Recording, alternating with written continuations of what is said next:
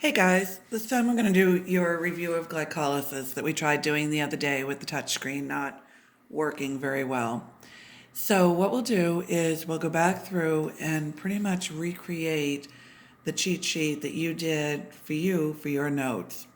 So we started out talking about glycolysis, and where glycolysis fits in is that it's the first step in processing my carbohydrates with the end goal of making energy in mind. So we started out when we were talking about carbohydrates, we started out with glucose. It's the traditional place to start. Glycolysis takes us to pyruvate. Takes us to pyruvate, knowing we're going to take the pyruvate, go through a couple more steps, processes, several reactions, ultimately getting to ATP. So we'll do the pyruvate dehydrogenase complex, Krebs cycle, electron transport, several more steps to do. So it's the beginning of processing our carbohydrates. So we said with every process you do, there's certain things you have to know. One thing you have to know is you have to know the point of the process.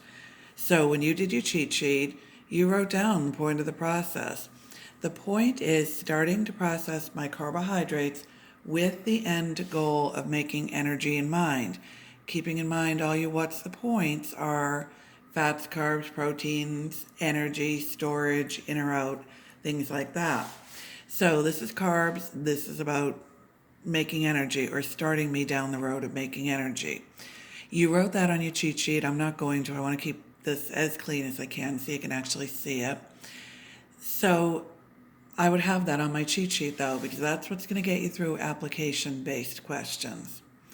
Then for every process, you have to know where it takes place. You have to know where it takes place both on the cellular level and on the tissue level. The cellular level in the case of glycolysis is everywhere. Tissue level is a little more specific and it's kind of an oddball thing. So on the cellular level, it takes place in the cytoplasm. Takes place in the cytoplasm, and by doing that, that's what gives us our most of the time rule.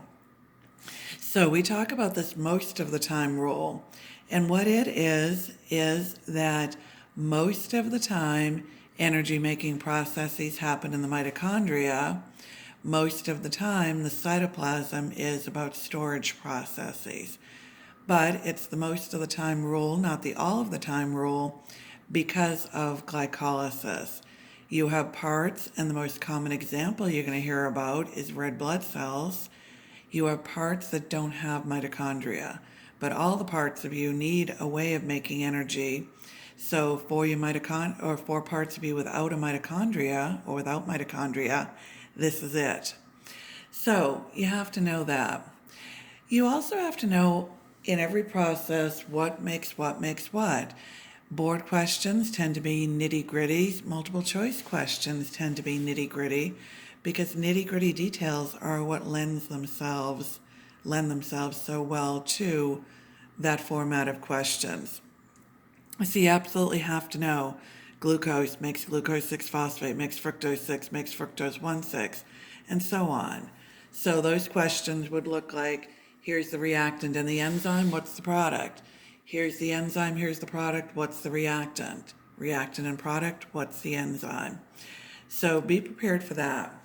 You also have to know on every process your regulatory enzymes, what regulates them, and then any other enzymes that have a particular significance. So let's go through and talk about those for a minute. So my first regulatory enzyme was hexokinase. So don't forget with enzymes, your trends, your generalities. Kinases put phosphates on. So what that enzyme does, it takes the phosphate off of an ATP. So I'm minus 1 ATP. I used 1 ATP because don't forget we're going to be counting and accounting for ATP. So I used the energy from breaking that high energy phosphate bond. Every time you see an ATP made or used, you're thinking energy. If I used it, I must have needed energy for something, like I'm spending money. If I made it, I had to have had the energy to make it, so I made money. So think energy. Sometimes we'll use the phosphate, sometimes we won't. So this time I did. I put the phosphate onto carbon 6 of glucose, made myself a glucose 6 phosphate. Hexokinase did that. Hexokinase did the job. I needed a magnesium to do that. Don't forget your cofactors and coenzymes. Enzymes need helpers. They might be vitamins, they might be minerals. That's where your vitamin and mineral questions come in. You might get asked those questions very generally. Here's the type of reaction. What cofactor or coenzyme do you need? Or here's the very specific reaction, and it probably won't tell you what kind it is. What cofactor or coenzyme do I need? So that's where you have or are going to keep morphing your vitamin chart. The reason you did it by you for you is you're more likely to pick the question up if you studied it and learned it in your own words. My words might not help you, your words will. So I need my magnesium to help my hexokinase. Kinases put phosphates on. I put the phosphate on. I put it onto carbon 6. So this is a regulatory step. It was regulated, remember, by my concentration of glucose 6 phosphate. So the term you're going to hear for that is product inhibition. So the product is inhibiting my glucose 6 phosphate.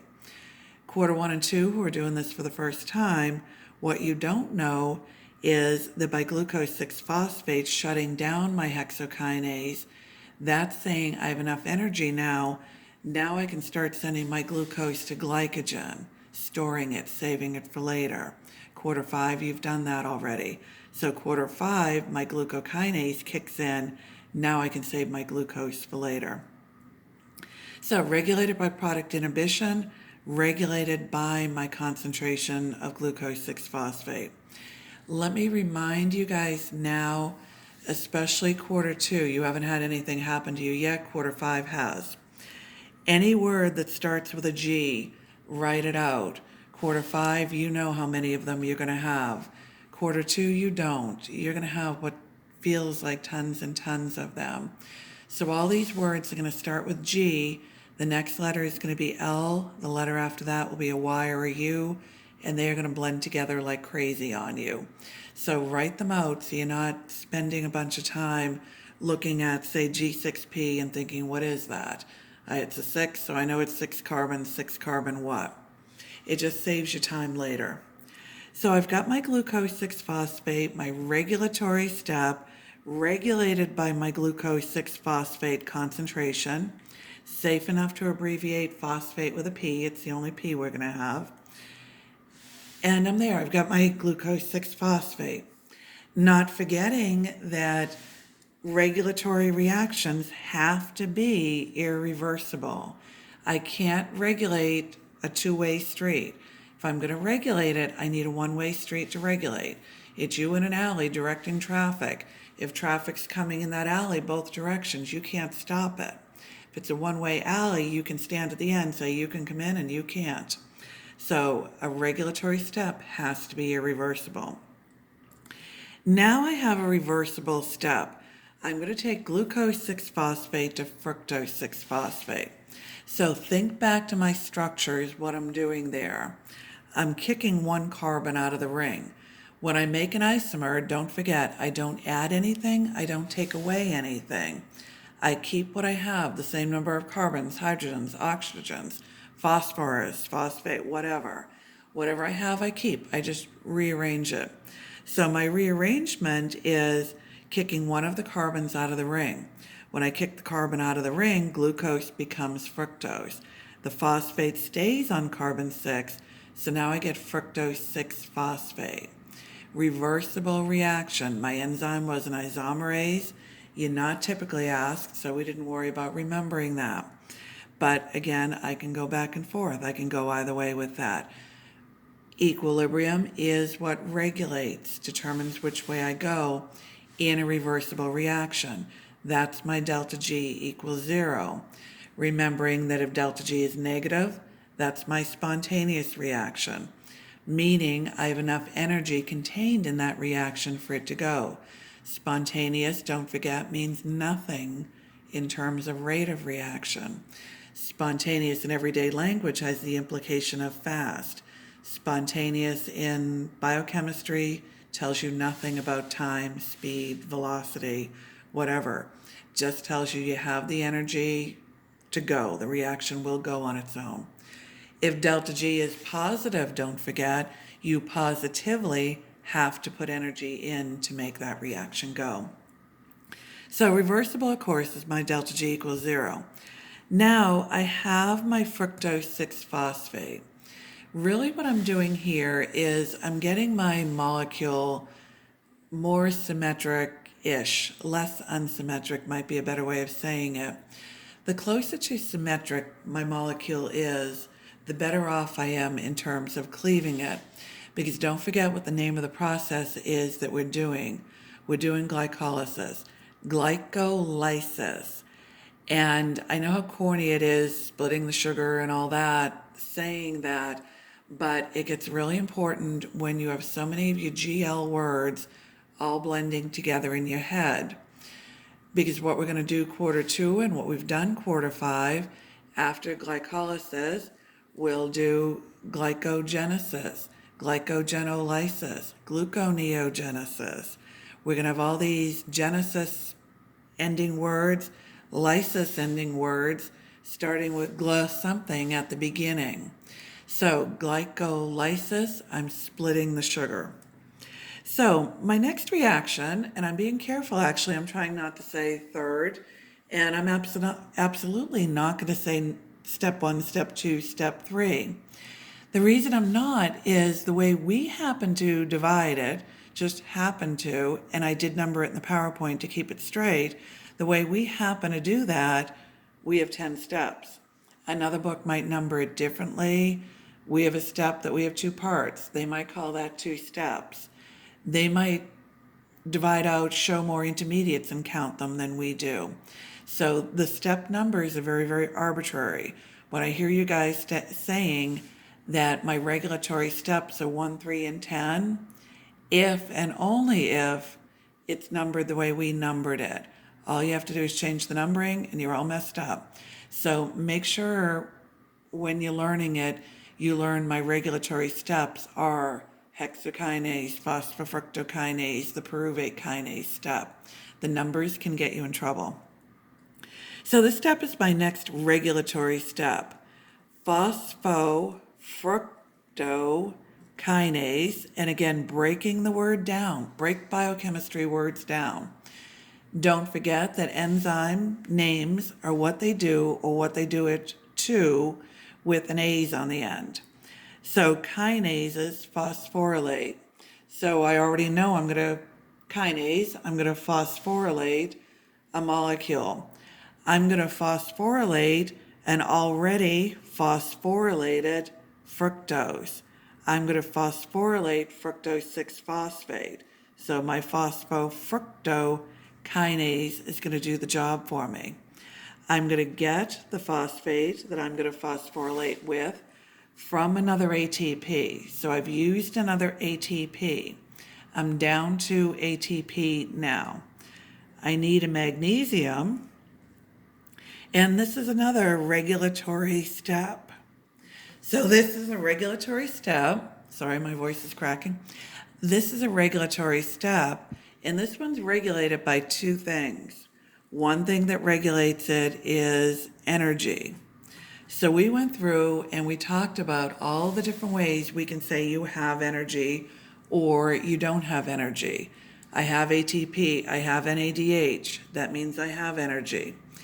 If you get asked a question where you are told, I have ADP, the reality is you have ATP and ADP at the same time all the time.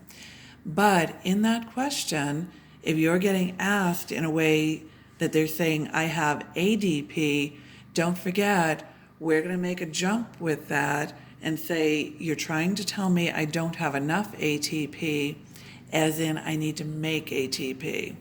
So no matter how they word it, things like that, that's going to tell you I have energy or I don't have energy. So we can simply write energy. Our other regulator is citrate. So citrate is a molecule for quarter 5, don't forget, for quarter 2, you might not know yet, in the Krebs cycle. So citrate is a molecule several steps away. So citrate is several steps away on my route to making energy. Since it's on my route to making energy, I can be confident if you tell me I have a whole bunch of citrate, I'm good. I can get to ATP. I don't have to keep doing things up here now. So we know that both of those are inhibitors. But reason your way through what activates or inhibits. And that's where what's the point gets important. If I know it's an energy making process, and I remember citrate is way down the road of progress in terms of making energy, I know that citrate would inhibit because by having that, I'm well on my way to making energy. I don't have to do these early steps anymore. Doing it that way beats the daylights out of memorizing, because when you start memorizing regulators and the numbers start increasing, you start, well, does this one activate? Does this one inhibit? Oh no, maybe this one inhibits and that one activates. So that either or memorization is the worst kind. It's the kind you're more likely to mess up than any other. So don't go there. Reason your way through it. So citrate inhibits, energy inhibits. If I already have energy, I don't need to continue doing my energy making process. So now I have my molecule of fructose 1,6-bisphosphate. Again, you need to look at the structures. The structures are in the PowerPoint.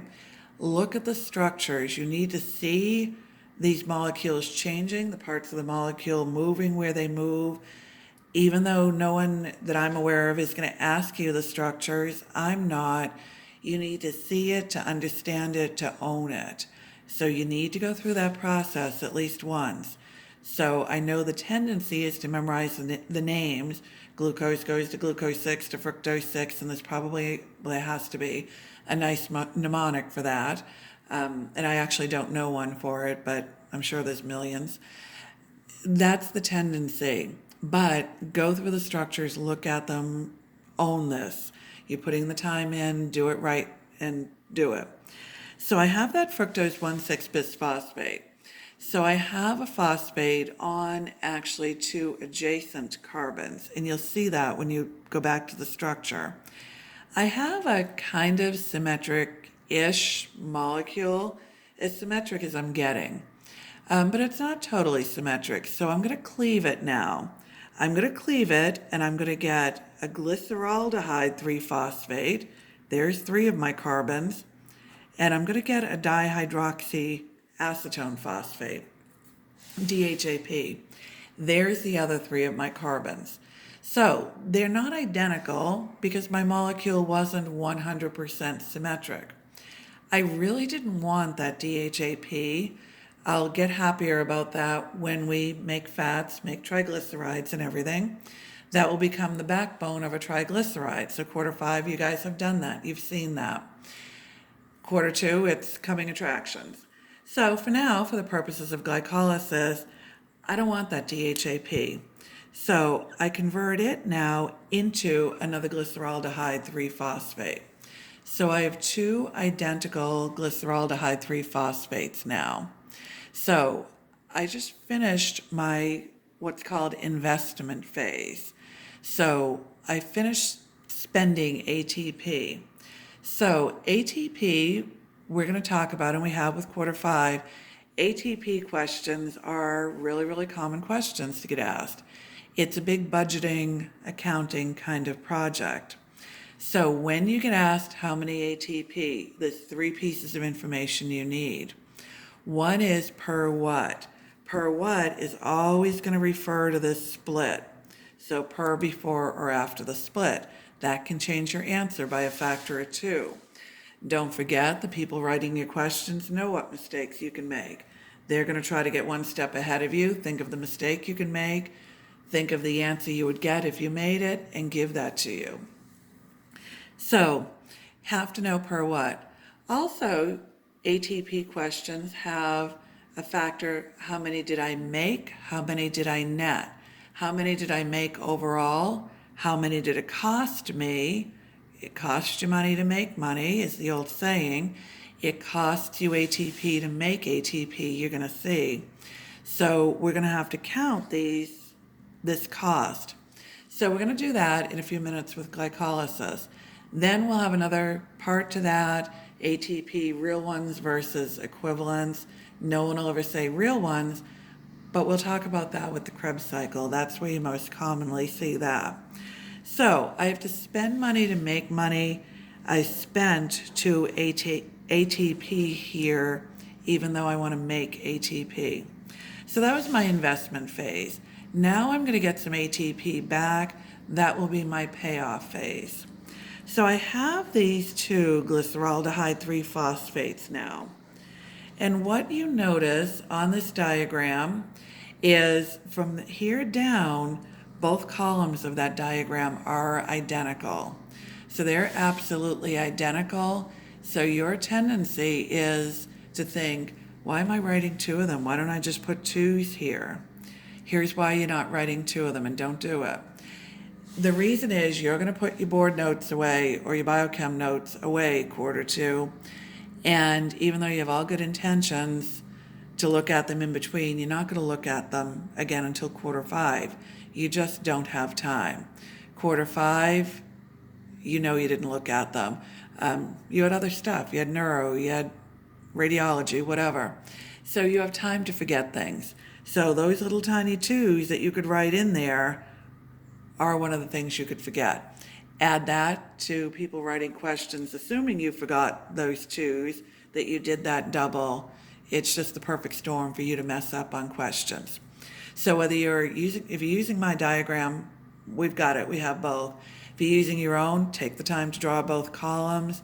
If you're downloading a different one, make sure you have both columns, just so it's right in your face. Chiropractors are typically very visual, so having that right in your face is huge. So we tend to speak singularly, and I probably will going through the rest of it, but let's go through remembering that everything we do, we're doing twice. So the next reaction we're going to do is an oxidation. I can't oxidize without reducing. I can't reduce without oxidizing. So what I'm going to do is just that. I'm going to oxidize. I have my glyceraldehyde 3-phosphate. I'm going to oxidize it to a glycerate. Glycerate 1,3-bisphosphate to be exact. So we said when we oxidize something, you're going to ask a question. Always, always, always. You're going to ask that what's in it for me question. You're going to ask, what did I reduce? Here's my answer. I reduced NAD to NADH. So I got an NADH, I got an NADH. So in glycolysis, I made two NADHs for that glucose that entered. Those NADHs are like writing a check for ATP. Like we've said before, we're sticking with old numbers for the values. So you guys who have taken biochem recently, you're going to find this a little unusual, but I'm doing it because board questions have been around forever. It takes them a while to change things. So the last edition of Leninger, we started saying that NADH is worth 2.5 ATP because we weren't accounting for heat. Or we were accounting for heat, I'm sorry. If we're not accounting for heat, NADH is worth 3 ATP. So we just wrote ourselves two checks, each one for 3 ATP. We usually don't talk about how many ATP those are worth in glycolysis yet, just kind of tradition, we just don't. The concept usually goes with Krebs, and we will talk about it a lot there. But just for now, no, I wrote two checks.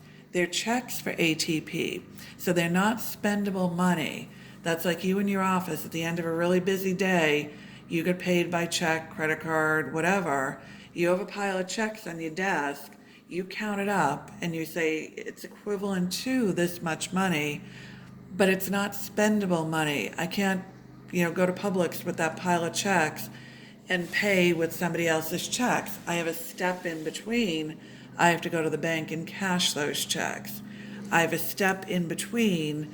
I've got to go to Electron Transport and cash those checks, cash those NADH into ATP. So I made them. And you could very well get asked, how many NADH do you make? You made 2 NADH for each glucose going through glycolysis. The other thing I did in this reaction, and very often this is broken into 2 if you're counting, and that's one of the reasons I said be careful of your counting, and the fructose 1,6 dividing can be called 2 steps also. So that's where your numbers get you in trouble. But the other thing I did is I phosphorylated this molecule. But this phosphate I took out of solution. I did not use an ATP doing it. So I used a phosphate that I had in solution, of course, solution being the cytoplasm, and I put that on the molecule. So I had the phosphate on carbon 3 already from glyceraldehyde 3-phosphate. Don't forget, you guys who chemistry's been a little while, the number is what number that functional group, in our case the phosphate, is on. So 1 phosphate's on carbon 3. Now the second one went on carbon 1. So I have the phosphates now on both ends of the molecule. So on carbon 1, carbon 3. Bis just means 2 phosphates. So I have glycerate 1,3 bisphosphate.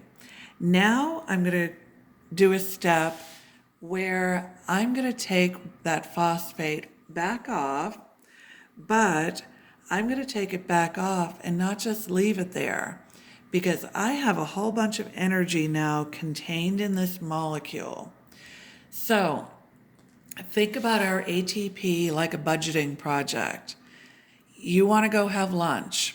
So we said this, you want to go have lunch and you pull $5 out of your pocket. That's what you have right now. You have $5. You don't have time to go to the ATM, whatever. So you're going to think about, what can I do because I have $5? That's going to have a factor on your decision. So I'm going to take this phosphate off, but I have lots of energy right now. So when I take it off, I'm able to put it onto an ADP. I do that. So I take it off of carbon 1, I put it on ADP, so that just got me an ATP. I did it twice, so it got me 2 ATP. So I have 2 ATP now. I broke even. I used those 2. Now I got 2. I broke even now. I'm flat. I'm at 0 in my budgeting project. My enzyme that did this is phosphoglycerate kinase. Another kinase. So kinase puts phosphates on. So a phosphoglycerate kinase did the reaction. You need to know that enzyme. You need to know that enzyme because here's the question, old traditional question. Which of the following enzymes catalyzes the first reaction of glycolysis in which I form ATP? This one. Easy question. Everybody usually does really well on it. Here's the thing to be careful of with that enzyme. It is not regulatory. Here's what happens to you. In the blur of boards and finals and all the high volume of stuff you have to remember kind of situations, you remember that you need to know the regulatory enzymes. You remember that you need to know phosphoglycerate kinase. You forget that it's not regulatory.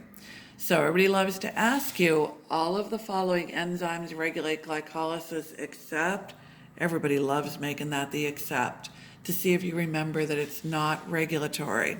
So this reaction is a reversible reaction. So if that equilibrium shifts, I'm losing that ATP. and you hate that. You feel like, I think, you worked for that ATP, you hate losing it. If that equilibrium shifts, you're losing it, it's gone. So intuitively it bothers you, but it is reversible. It can go back to ADP. You can, if it shifts, take that phosphate off. Gluconeogenesis, quarter 5 you've done it, quarter 2 you will, does that. And it's one of the sticky points that you don't like because it's just, you don't want to lose that ATP. So I have my ATPs, I broke even. The next two reactions are kind of little oddballs in a way, particularly to the organic chemists. So we talked about this a little bit with the organic chemists. In organic chemistry, you go through a lot of steps, a lot of trouble to make your molecules as stable as you can. You're not done with your reactions when you do an OChem until you have a nice, stable final product. We operate a little bit differently. Sometimes we don't want nice, stable molecules. And it's back to the energy thing. If I have a really stable molecule, a stable molecule is not volatile, it's not reactive. So to make it react, I need more energy to give it that push to go. If I have a reactive molecule, a volatile molecule, a less stable molecule, it's ready to go. So ready to go means I need less energy to do it. So I'm going to go through these next two steps and I'm going to cuddle up a phosphate with a carboxyl group, as in move it over, put it right next to it, next carbon. So the analogy I always use is it'd be like taking a row in class that's full that you guys are sitting in, having to squish over, put a couple more chairs in there and a couple more people in there. Squish in there. You guys would get pretty volatile too if you get squished in like that. So the molecule gets more volatile, it's ready to react. So that's what these two steps are about. We're getting the molecule less stable, more volatile, more reactive. So we're going to get to phosphoenol pyruvate.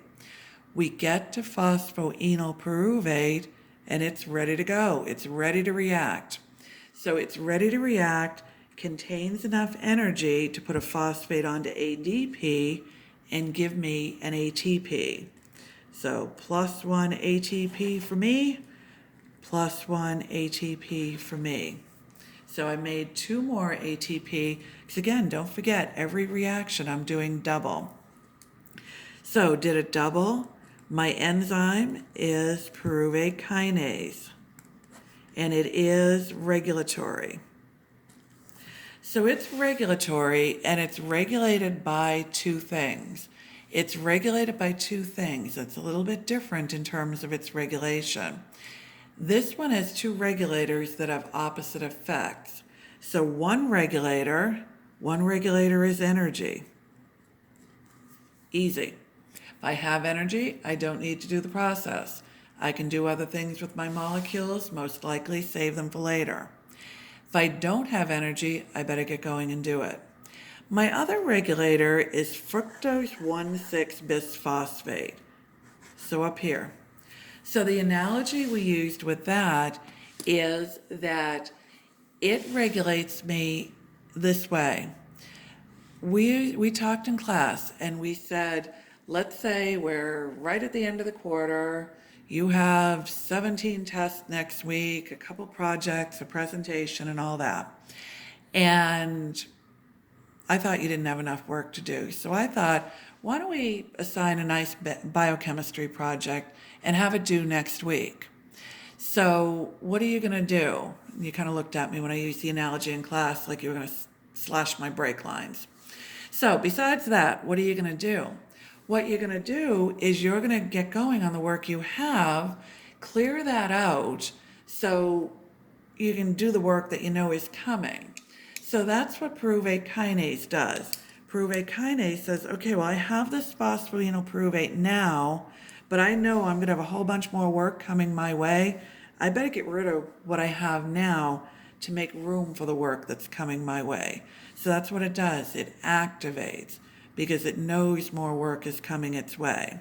So fructose 1,6 bisphosphate is my other regulator. Notice on purpose, I'm not even bothering to write down activate, inhibit, because you're reasoning your way through it that way. It's upstream in an energy making process, so I know that means work will be coming my way. I know that means I better activate, get rid of the work I have now so that I have room for the work that's coming my way. So that's your what makes what regulatory enzymes, what regulates them, part of glycolysis. Then with glycolysis, you're going to get part of the how many ATP concept stuff, whatever. ATP net versus made, that concept belongs to glycolysis. So be prepared for that. The words you're going to see are net or yield, meaning how many ATP do I have left after I pay my bills, pay to make the ATP, versus made, how many ATP do I make? So how many ATP do I make? When I say make, I'm not counting what it cost me. So I made 1, 2, 3, 4. So that's you in your office, and I'm your accountant, and I say to you, how many ATP or how much money did you make in your office last month? So I'm giving you the per what. I'm saying how many ATP did I make per glucose, so per month on the money part, and you're going to say to me, I made $40,000 because I asked how much did you make, not your gross, or I asked you gross, not your net. I asked how much money came through the door. We're not talking about your bills yet. How many ATP did I make? Per glucose, I made 4. We're not talking about your bills yet.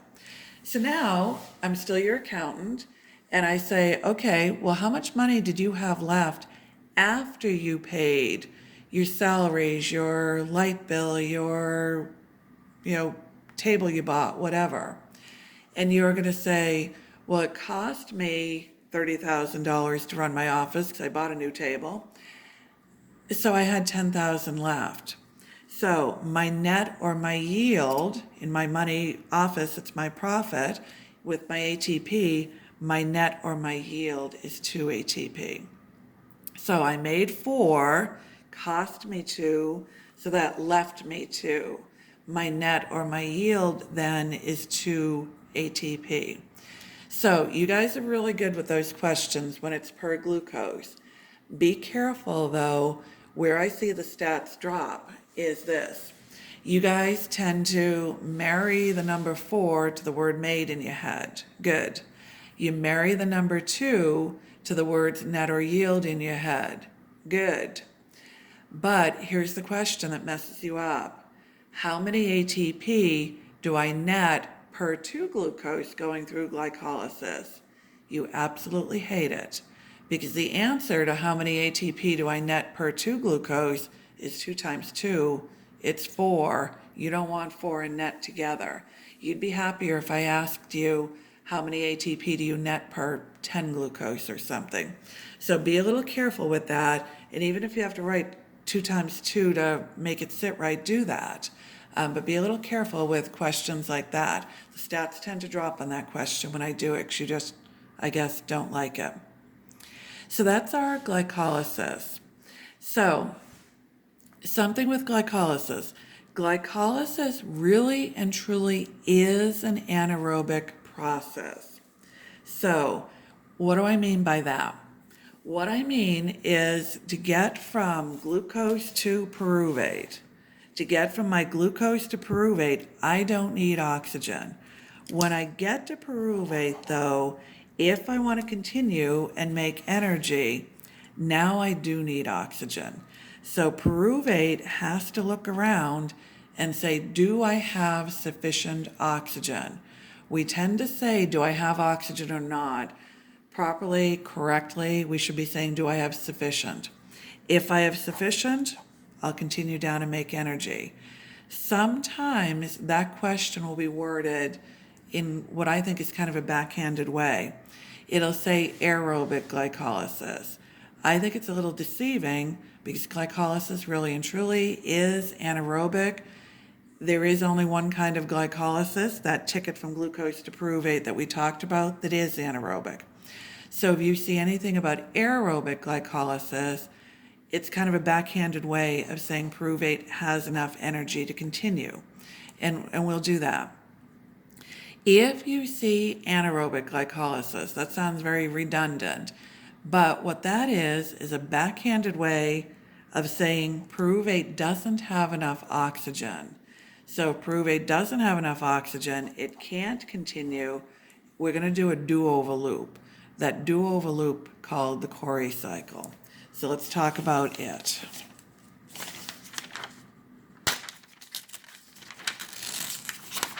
So the Cori cycle, like we said, is kind of a do-over loop.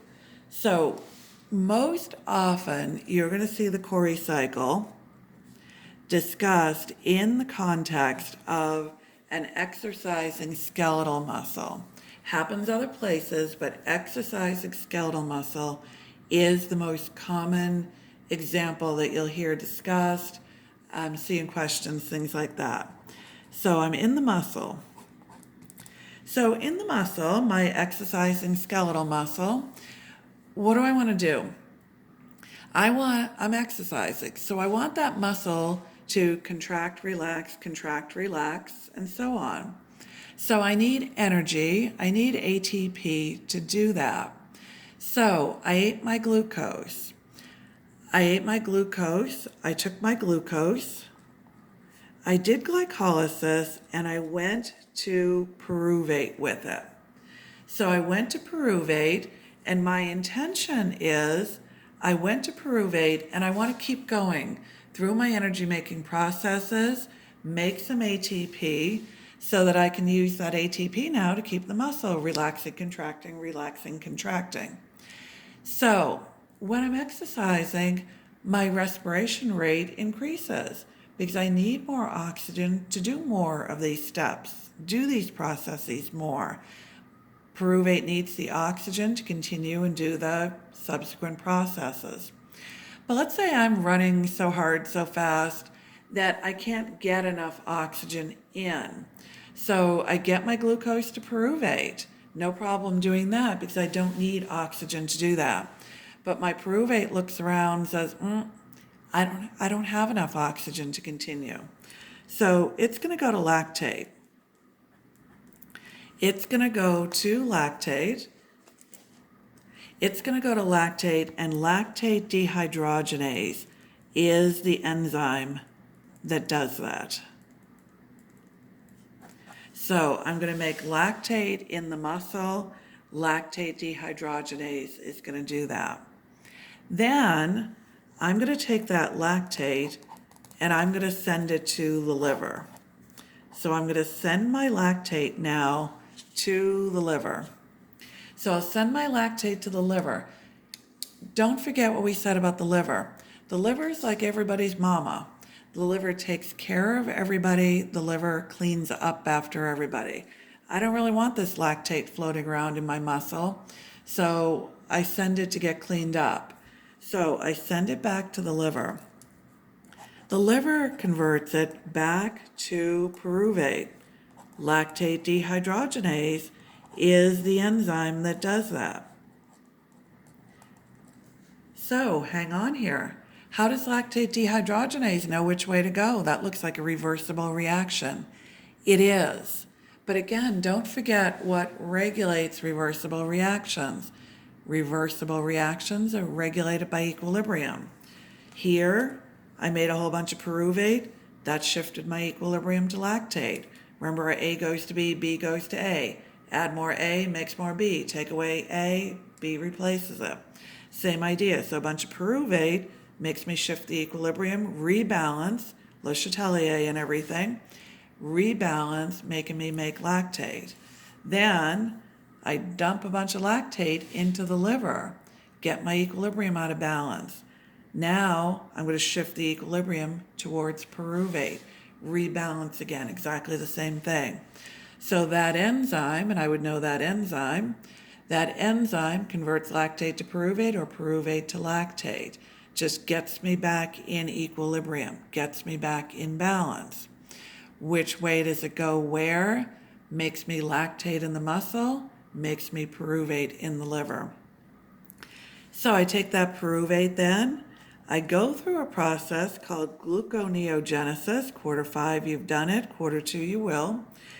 It's kind of sort of glycolysis backwards. And when we talk about gluconeogenesis, we'll define the kind of sort of part of it. But it makes me glucose again. I send that glucose out into the bloodstream. That's what the liver does.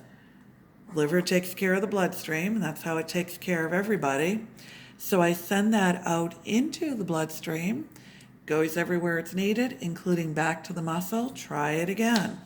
So it gets back to the muscle. I convert it to pyruvate again. I don't need oxygen to do that. Then I hope I have enough oxygen to go and make energy. If I don't, I go through these steps again and again and again and again. So that's my Cori cycle, my do-over loop, just trying to buy me time, get me back to the point where I can get enough oxygen and catch up. And that's it for glycolysis and the Cori cycle.